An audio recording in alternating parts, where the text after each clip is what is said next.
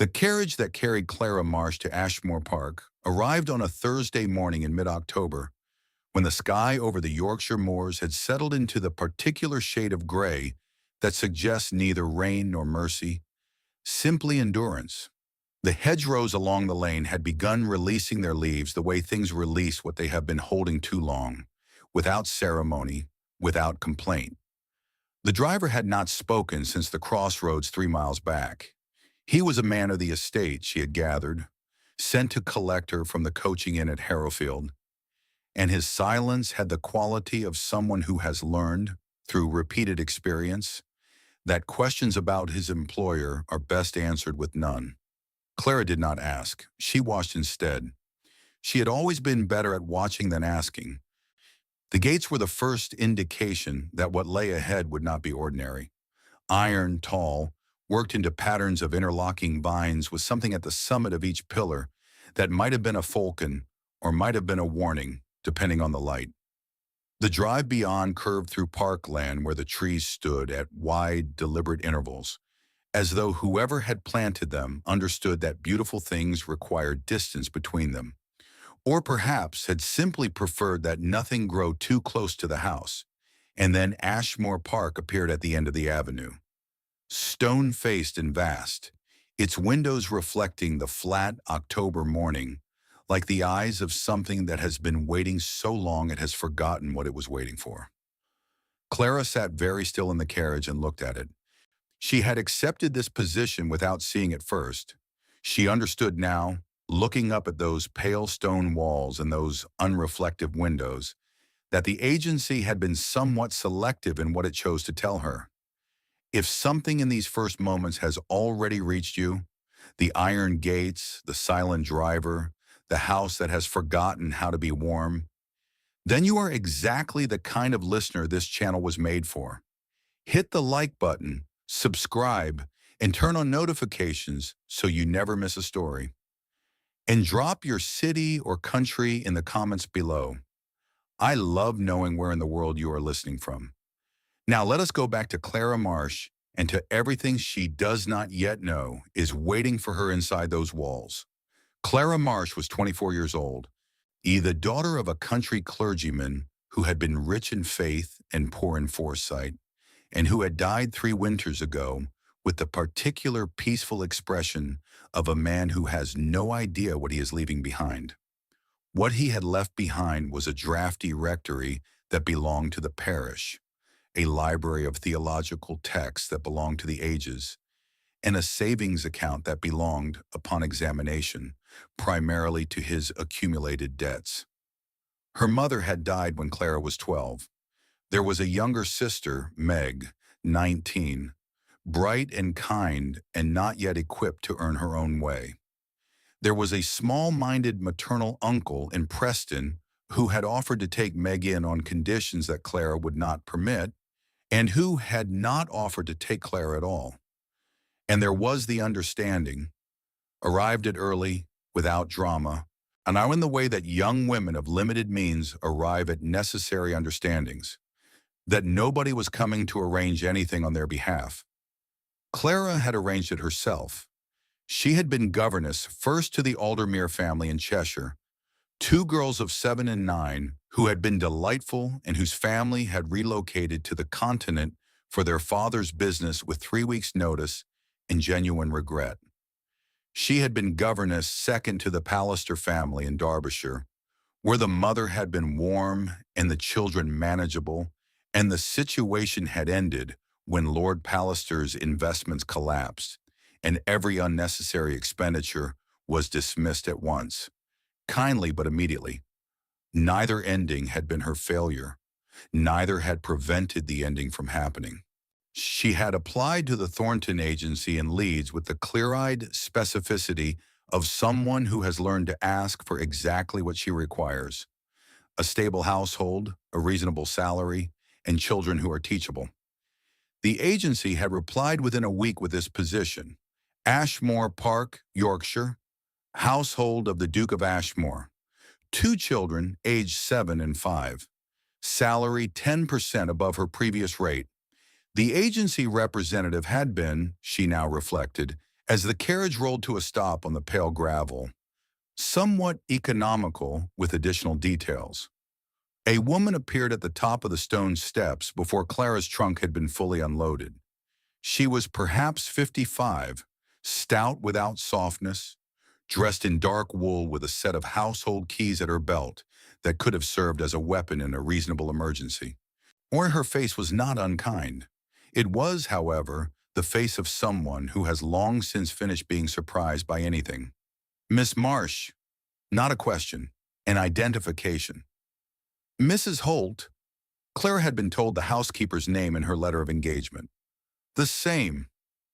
Mrs. Holt descended 2 steps, which was apparently the full extent of the welcome the stone drive was going to receive. You will want tea before I show you the house.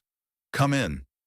The entrance hall was as large as Clara's previous employer's entire ground floor, flagged in pale stone, hung with portraits of individuals who had all, without apparent exception, stood for their painters with the expression of people who have somewhere considerably more important to be. A fire had been lit in the grate, but seemed to be making limited progress against the ambient temperature of the hall, which had the specific chill of a space that is heated because it must be, not because anyone particularly intends to be warm in it. She was given tea in the housekeeper's sitting room, a smaller, considerably more human space than anything else she had seen so far. Mrs. Holt sat across from her and allowed her to eat 2 small sandwiches before she began to speak. His Grace is in residence, Mrs. Holt said, in the tone of someone conveying information that requires a certain amount of careful management. He is here most of the year now. He does not entertain. He does not receive visitors. He works from his study and expects the household to function without requiring his involvement in domestic matters. A pause. Next, you will rarely see him. The children's schedule is arranged through me. I see, said Clara, who was beginning to see rather more than she had expected. The children are... Mrs. Holt paused again, this time with the particular quality of a pause that is actively selecting between available words. In need of consistency, Lady Lily is 7.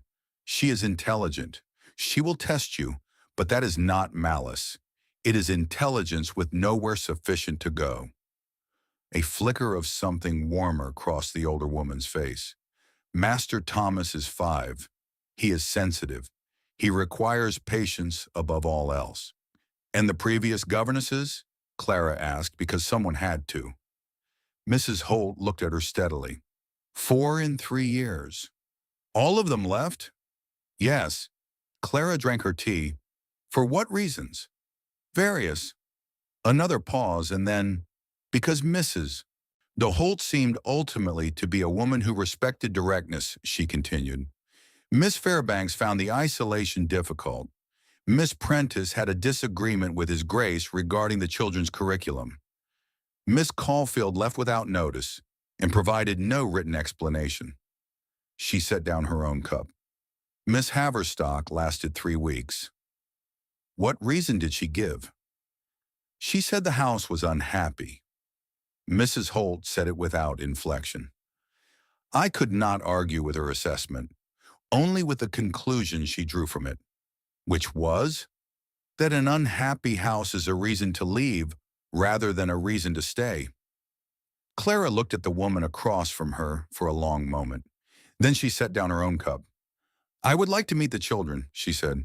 And what Clara had not been told, what she would piece together in the days that followed from the guarded observations of Mrs. Holt, the subdued manner of the household staff, and the particular quality of silence that pervaded the upper floors, was this.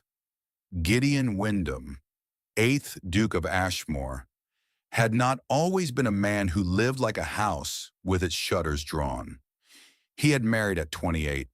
His Duchess Arabella had been a woman of warmth and considerable spirit. This Clara gathered from the portrait in the first-floor corridor, a woman with dark eyes and an expression that suggested she had been in the middle of saying something when the painter had finally persuaded her to hold still. The marriage had been, by all accounts, available to those who had been at the estate during those years, genuinely happy. Not performed happiness, not the careful public contentment of a well-managed match, but the actual variety, which is rarer and considerably less decorative. Arabella had died 3 years ago. A third child, a boy, had not survived either. The surviving children, Lily and Thomas, 7 and 5, had been too young to understand what had happened in any complete sense, and too perceptive not to understand it entirely. The Duke had not dissolved in any visible way. He had not retreated to the continent or taken a drink or done any of the things that grief, in certain men, produces as spectacle. He had simply, with the particular efficiency of a man who has decided that feeling things is no longer a viable occupation, closed the study door, the correspondence habits, the emotional aperture through which, for 9 years, when warmth had been passing in both directions, he managed the estate with complete precision. He fulfilled his parliamentary obligations by correspondence. He did not attend social events, did not go to London, did not receive calls from neighbors who had, in the first months, attempted to offer condolence. He had, in the most functional and organized way possible, arranged his life so that it required as little of him as a living person as was compatible with remaining one. The children had not been forgotten. That would be too simple an accounting and too unkind a one.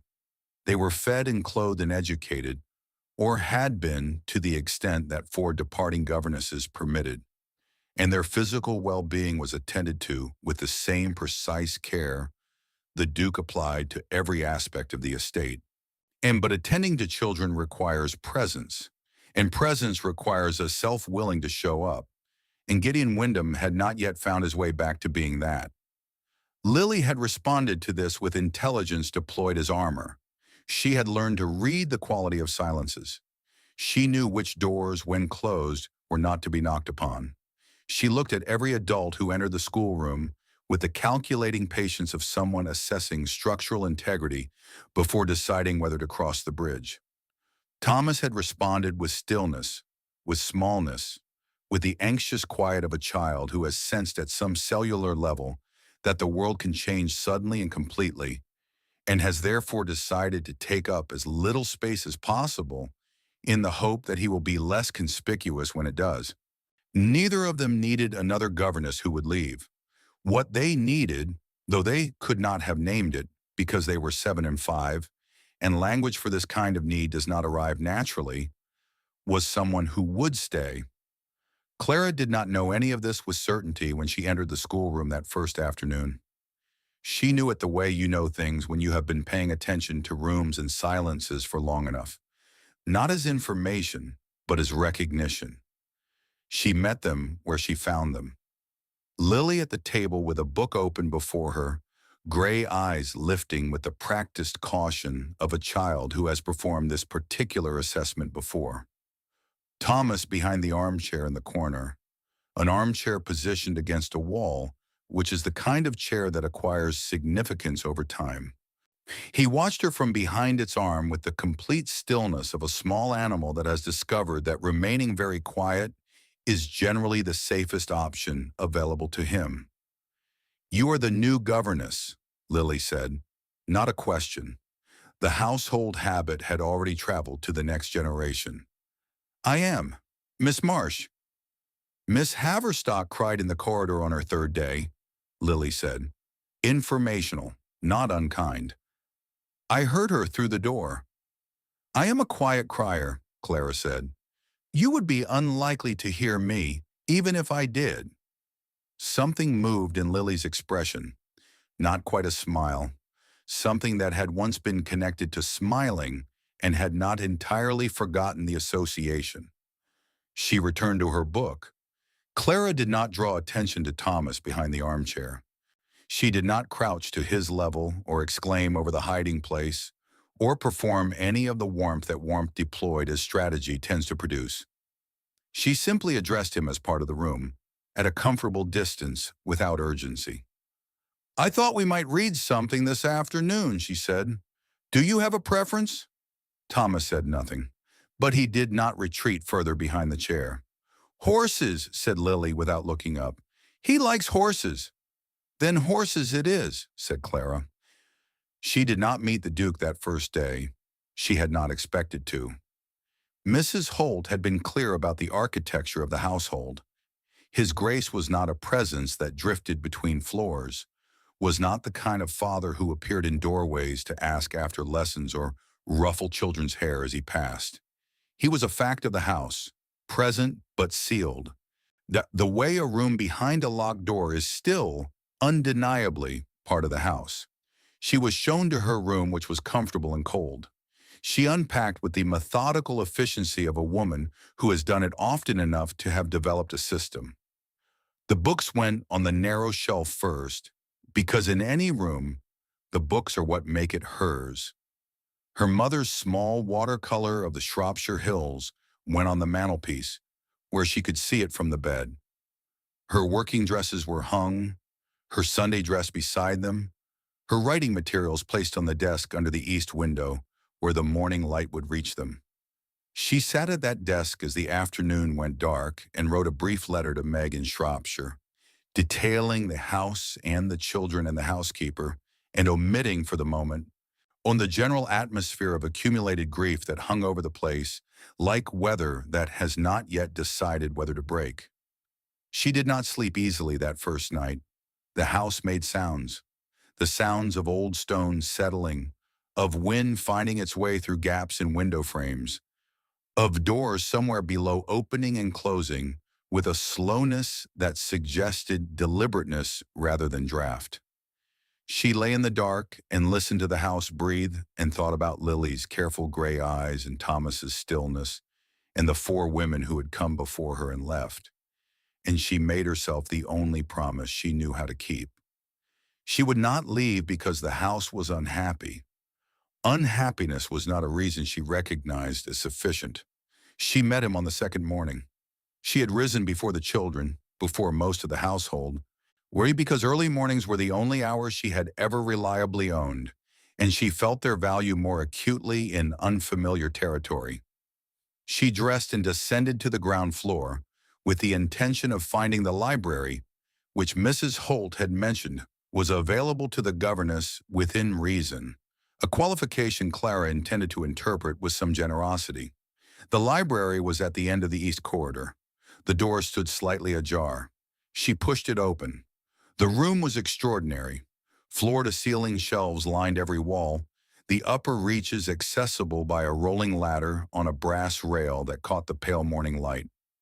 Two tall windows faced east, and through them the parkland arrived in cold, clear gold, the particular light of an October morning that has decided to be beautiful despite itself.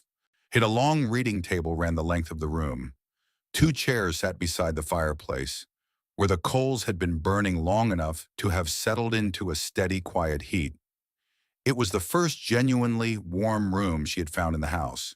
She did not see him immediately. He was very still, which accounted for part of it, and the light came from behind him, which made him at first simply a shape. Tall, broad-shouldered, hands clasped at his back, standing at the far window and looking out at the parkland, with the absolute concentrated stillness of a man who is not looking at the parkland at all, but has simply found a place to stand where the other available places are insufficient. "I beg your pardon," Clara said, because she had been told the library was available, but had not been told it was occupied. Where she took one step back toward the door, he turned. She had constructed from the available information a mental picture of the Duke of Ashmore. The four governesses, the 3 years of withdrawal, the house organized around absence. The picture had assembled itself into something older, more visibly collapsed, more obviously ruined. The man who turned from the window was perhaps 36, dark-haired like his children, with a face that was not ravaged but rather set, arranged into an expression of such complete and permanent control that it had ceased to function as an expression at all, and had become simply a face, the way a landscape that never changes stops being seen as anything except ordinary. His eyes were gray, not the complicated gray of changing weather, the flat, a clear gray of a sky that has already decided what it intends to do and sees no reason to discuss it. He regarded her without speaking. The look was not rude. It was simply the household habit again. Assessment before participation. "Miss Marsh," he said, not a question. He already knew who she was. She understood in the same moment that he had known she was in the house since yesterday afternoon and had not considered it necessary to seek her out. He had arranged the household so that she was Mrs. Holt's concern and the children were her concern, and nothing in that arrangement required his direct involvement. "Your Grace," she said, and curtsied, because propriety does not require warmth in order to function. "You came to use the library." "If that is permitted," Mrs. Holt said.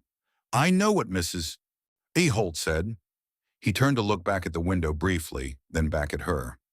"The library is available in the mornings, before 9. After 9, I work here. Do not come after 9. "Understood. The children are your concern between 7 in the morning and 6 in the evening. Meals, lessons, outdoor time when weather permits. Report to Mrs. Holt for any matter requiring household resource." A pause so brief it was almost not a pause at all. "Do not bring matters of the schoolroom to me." He said it without cruelty. He said it without apology. He said it the way one specifies the terms of a practical arrangement, a matter of function rather than feeling. And the terms amounted to this. He had employed her to manage his children, and the managing was to be done entirely without him. "Yes, Your Grace," Clara said. He said nothing further. He returned his attention to the window in the pale October parkland beyond it, and his dismissal, though it contained no words, was entirely complete. Clara selected 3 books from the shelves, quickly but not carelessly, which was her way with most things, and left the library. She walked back down the east corridor with the books pressed to her chest and the morning light cold on the stone before her, and she thought about what she had just seen. Not a monster, not what the departing governesses might have led one to imagine. Something more difficult than a monster in the particular way that grief is more difficult than cruelty, because cruelty has edges you can locate and push against, while grief simply occupies every available space and calls itself the furniture. She thought about Lily, who had learned to read the quality of silences. She thought about Thomas, making himself small behind the armchair. She thought about those 2 children spending their days in a schoolroom on the 2nd floor, being raised by the careful efficiency of a household, while their father stood at that library window looking at a landscape he was not seeing. She was not here to change any of that, she told herself. She was here for the children. That was the employment. That was the boundary of the arrangement. She was almost entirely certain she believed it, but almost is not the same as entirely, and she had always been, whatever else she was, a woman who told herself the truth. The first 2 weeks at Ashmore Park had the quality of learning a new language, not the dramatic kind of learning that arrives in sudden illuminations, but the slow, patient kind that accumulates through repetition and error and the gradual discovery that you are, without having noticed the exact moment it happened, beginning to understand. Clara learned the house's rhythms first, that the kitchen was warmest between 7 and 9 in the morning when Cook had the range fully stoked, that the west corridor on the 2nd floor caught the afternoon sun between 2 and 4, and that if she moved the children's reading time to the window seat there on clear days, Thomas would sit without fidgeting for considerably longer than he managed at the schoolroom table. That the sound of the Duke's study door opening, a specific weight, a specific catch in the latch, carried to the landing above with perfect clarity, and that every member of the household within earshot made a small, involuntary adjustment when they heard it, the way people adjust to weather. She learned the children next. Lily was, as Mrs. Holt had promised, intelligent in ways that exceeded her 7 years and had nowhere sufficient to go, a quality that, when unused, turns inward and sharpens. But Lily was also, underneath the assessment in the careful watchfulness, curious, genuinely, helplessly curious, in the way of children who have been given access to books before they had access to explanation. The curiosity was the way in. Clara fed it without ceremony, brought new subjects without announcing them as lessons, posed questions she did not answer, and waited to see which direction Lily ran. Within the first week, Lily had begun leaving books open on Clara's desk with pages marked, a silent request for discussion that Clara honored by beginning the following morning's lesson at exactly the marked passage, as though it had been the plan all along. Thomas required a different approach entirely, and a different quality of patience. Not the patience of waiting for someone to be ready, but the patience of being present without requiring anything from the presence. He was 5 years old, and he had learned, in the wordless way, that small children learn the fundamental equations of the world around them, that people left. His mother had left. The governesses had left. Something in him had quietly concluded that the correct response to arrival was to refrain from attachment until departure had been confirmed or refuted by time. Clara understood this without needing it explained. She did not hurry him. When she did not perform warmth at him, she was simply there, the same every morning, the same every afternoon, occupying her designated place in the schoolroom with the reliability of furniture, and she waited for him to decide. He decided on the 14th day. He came to stand beside her while she was reading aloud from a natural history of the horse, chosen initially for his benefit and retained because she had found, to her genuine surprise, that she found it interesting herself. And he put his small hand on the page she was reading from, not to stop her, but simply to rest it there, the way you rest your hand on something you are beginning to believe will not move. She continued reading without comment. He stayed beside her for the full half hour.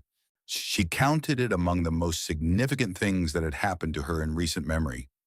And she was a woman who had had several years of significant things.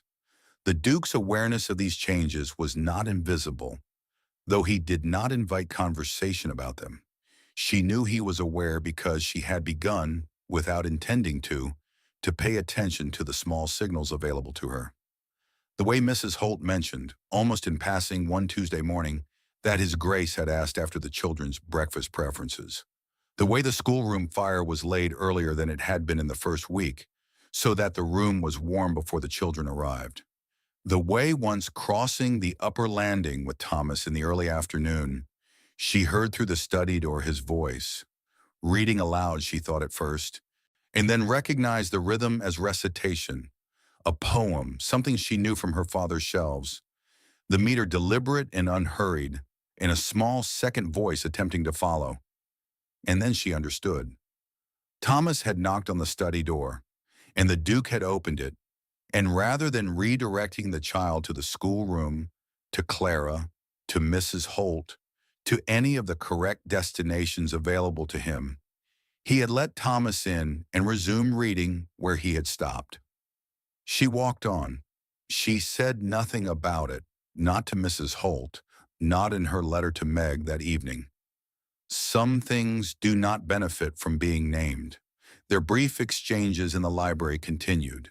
She learned that if she arrived before 8, she had a clean hour before he came. If she lingered past 8, their time overlapped by minutes, long enough for an acknowledgement, occasionally for a word or two of something that was not quite conversation and not quite silence. He was always reading when he came, or he came to write. She could hear the scratch of the pen from the far end of the room. He did not ignore her, exactly. He included her in the room in the same way she included Thomas in the schoolroom on that first day. Present, noted, not pressed. One morning in the third week, she arrived to find the fire already lit and a book left open on the table nearest the window. Not her usual table, but facing the parkland, where the morning light fell directly. She did not know if it was intentional. She sat there anyway, and the light was better. And that afternoon she found that Lily had been placed in the east window seat without being asked, And Thomas had fallen asleep with his head on a book about foals, and Clara had felt the peculiar, fragile sensation of a day that has arranged itself as well as days can manage. She was not falling in love with the Duke of Ashmore. She was entirely clear on this point. She was a governess of 24 with a sister to support and two previous positions behind her, and the very specific understanding, learned early and reinforced often, that her situation afforded no margin for the kind of foolishness that announces itself as feeling and departs as consequence. She was aware of him in the way one is aware of weather, or of a particular quality of light. Not with longing, she told herself, but with the involuntary attention of someone whose surroundings have included something worth noticing. This was, as she would eventually understand, on a very careful and very unconvincing lie. If you are still here, if you have traveled these October mornings with Clara and stood outside that study door listening and felt the weight of that small hand placed on a page of words, then this story already has you. And stories like this one are worth returning to. Subscribe to the channel and turn on notifications so you never miss the next one. Your support keeps these stories alive, and it means more than you know. Now let us stay, because the moment that changes, everything has not arrived yet. But it is coming. It arrived by way of Thomas and a fever. He had seemed quiet at supper on a Wednesday evening in November, quieter than his usual quiet, which was already considerable. And Clara had noticed the particular translucence of his color and the way he kept his eyes half closed even at the table. By the time she had seen both children to bed and returned to check on him an hour later, he was burning. She did not panic. She was not a woman who panicked when panic was least useful. She woke the housemaid, sent for warm cloths and cooled water, and dispatched a note to Mrs. Holt, who arrived within 10 minutes and took one look at Thomas and sent for the physician in the village. Then Mrs. Holt looked at Clara. "I should inform His Grace," she said, in a tone that made it clear this was not something she would find simple. "Yes," Clara said, "you should." She stayed at Thomas's side. The physician, a competent and unhurried man named Dawes, he arrived within the hour and examined the boy with careful thoroughness and pronounced it a fever of the seasonal variety, serious enough to require vigilance and very likely to break within 2 days with adequate care. He left instructions for the cooling cloths, for the amount of water to be coaxed into the child, for what to watch for in the night. The Duke came just after midnight. Clara did not hear him on the stairs. She was sitting beside the bed with one of Thomas's small hands in hers, watching the shallow rise and fall of his breathing, when she became aware that the doorway was no longer empty. He stood just inside it. He had dressed, not formally, no coat, no cravat, and his hair was not arranged, and the controlled expression that served him as a face during daylight was not entirely assembled. And there was something visible behind it, something that looked very much like fear of the kind that does not announce itself, but simply sits inside you, very still and very large. "Dawes has been," Clara said quietly, to spare him asking. "He expects the fever will break within 2 days. Thomas has taken water. His breathing is even." He crossed the room and stood on the opposite side of the bed from her. He looked at his son for a long moment with an expression she would remember long after she had forgotten other things. Not the relief, which was there, but the other thing underneath the relief.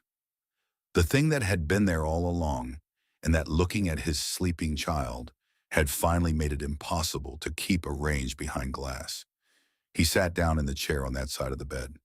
He did not say anything for a long time, or she did not require him to. "He came to my study last week," the Duke said eventually. His voice was low, steady, aimed at no one in particular.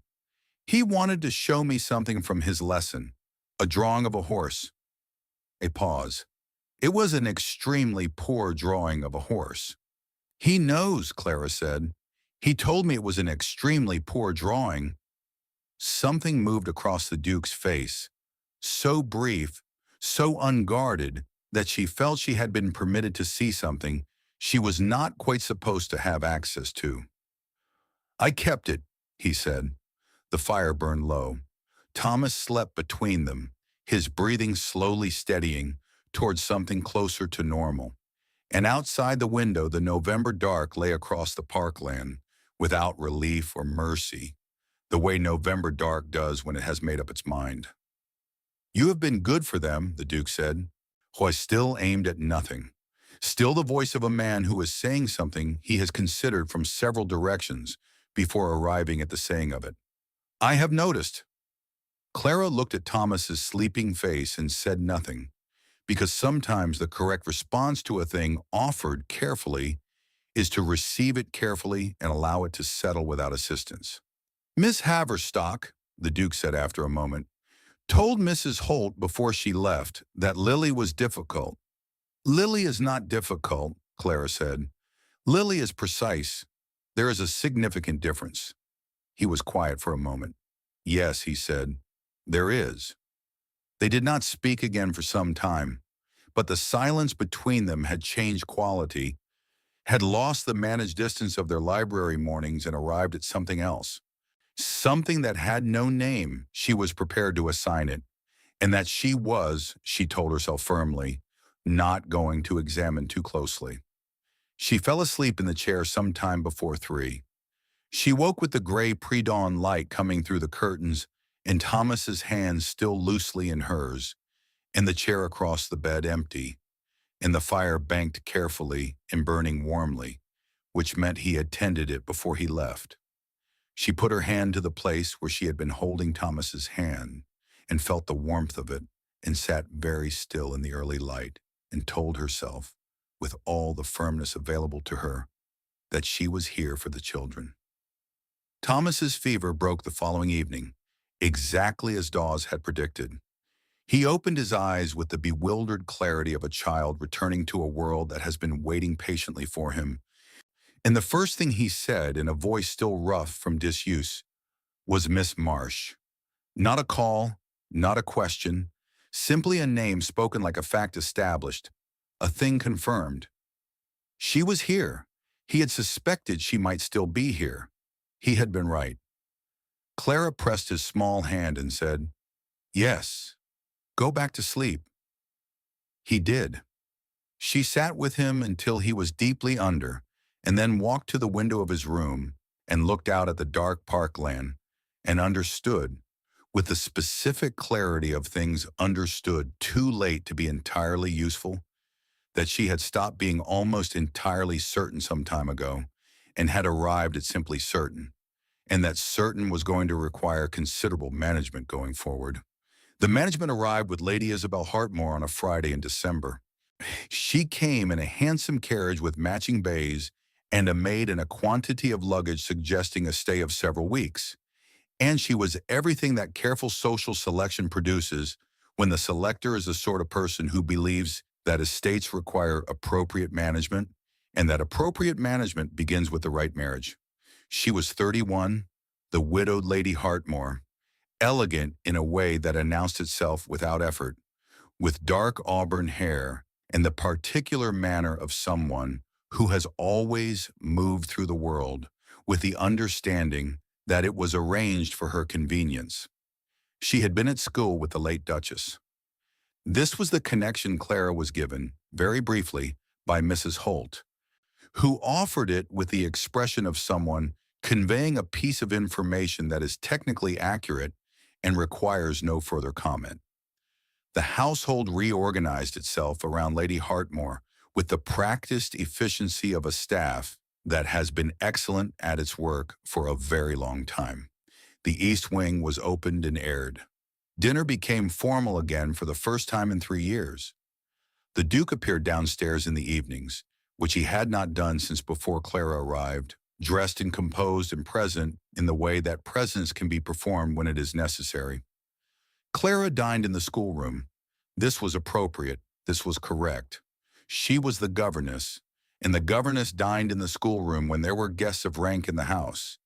And she had known this when she accepted the position, and she knew it now. And in the end, none of that knowledge changed the particular quality of the Thursday evening, when she sat at the small schoolroom table with her supper growing cold beside her book, and heard laughter from the dining room below. Lady Hartmore's laughter, musical and intended to carry, and felt the familiar shape of a specific kind of invisibility settle back around her like a garment she had nearly forgotten she owned. She had been invisible before. At the Aldermeres and the Palisters, she had been invisible in the expected comfortable way of a governess who was well treated but not quite present in the household in any way that counts. This was different. This was a different kind of not quite, and she recognized the difference. And recognizing it was the thing she had been most careful not to do. On the second evening of Lady Hartmore's visit, Clara was returning from the East Wing with Lily's forgotten geography book when she passed the open door of the smaller drawing room and heard Lady Hartmore's voice, low and easy, speaking to someone Clara could not see, a house guest perhaps, or the Duke's estate manager, or simply the heir, which Lady Hartmore seemed to address with the confidence of someone accustomed to being listened to. "The children seem well enough managed," Lady Hartmore was saying. "The governess appears capable, from what I can tell. Suitably quiet."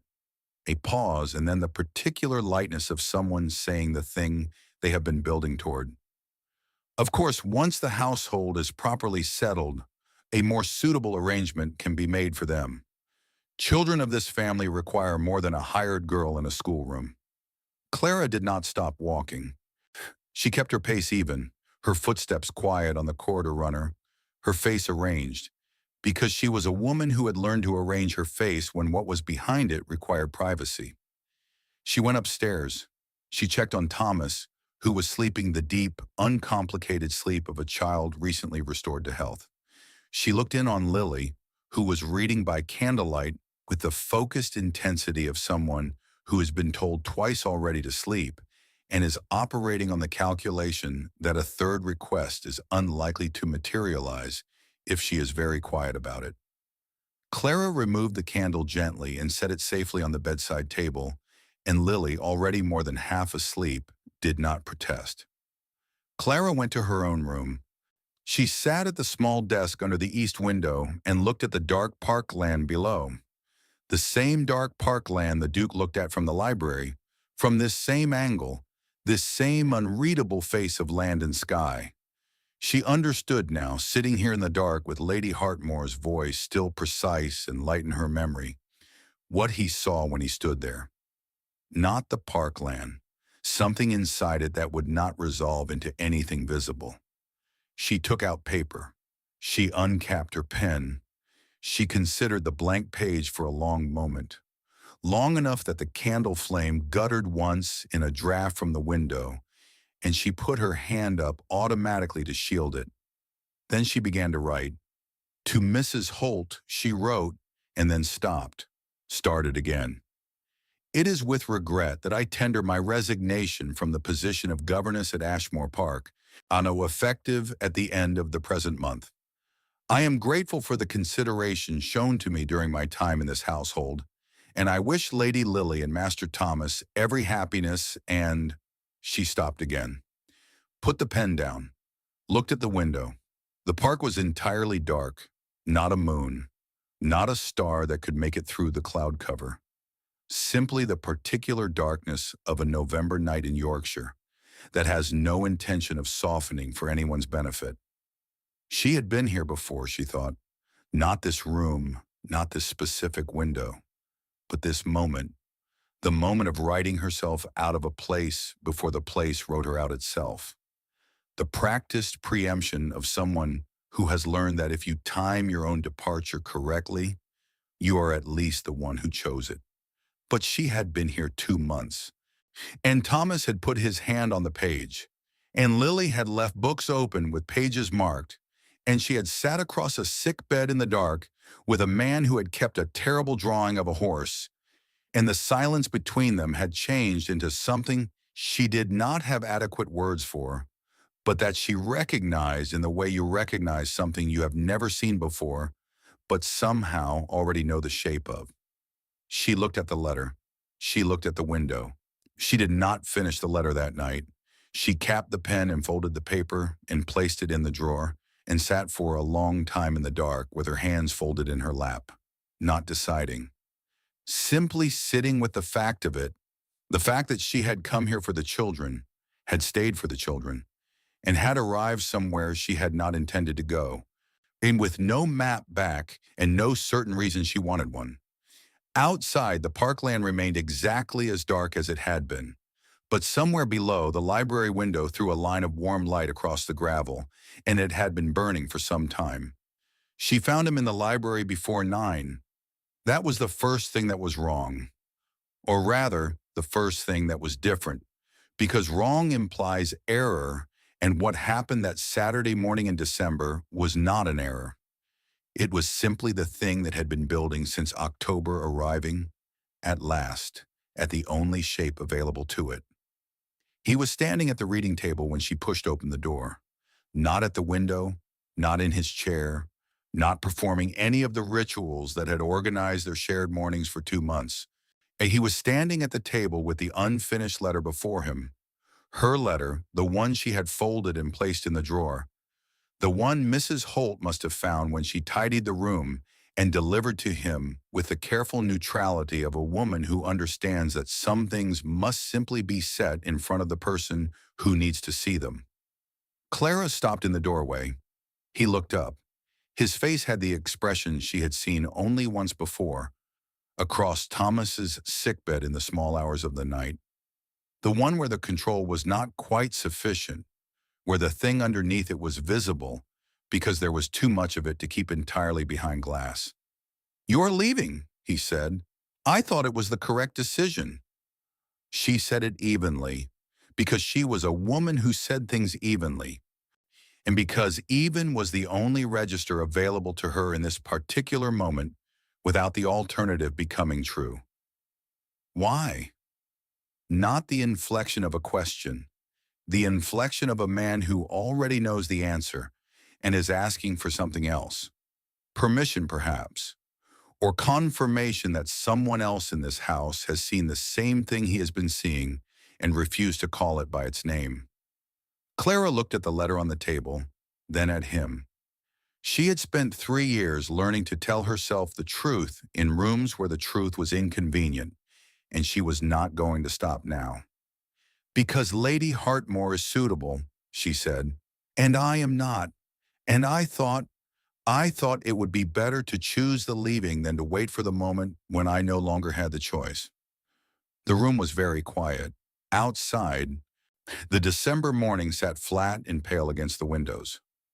"I do not want Lady Hartmore," the Duke said. He said it the way he said everything, without decoration, without announcement, as simple as a fact that has been true for long enough to stop needing defense. "I have been quite clear with myself on that point for some time.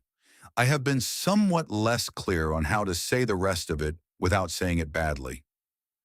Clara waited. "I kept a drawing of a horse," he said, "a very poor drawing of a horse, and I tended the fire at Thomas's bedside at 3 in the morning because you had fallen asleep and you were cold." He paused.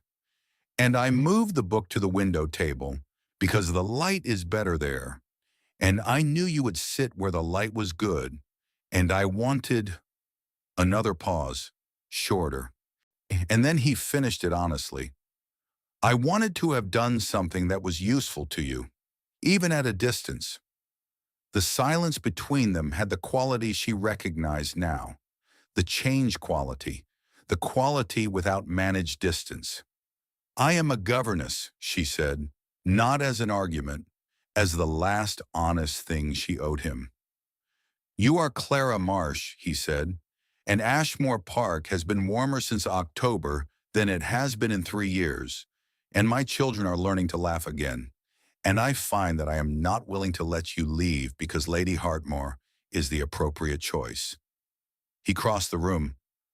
Not quickly, nothing about him was ever quick, but with the complete, unhurried certainty of a man who has finally finished not doing the thing he has been deciding to do. He stopped before her.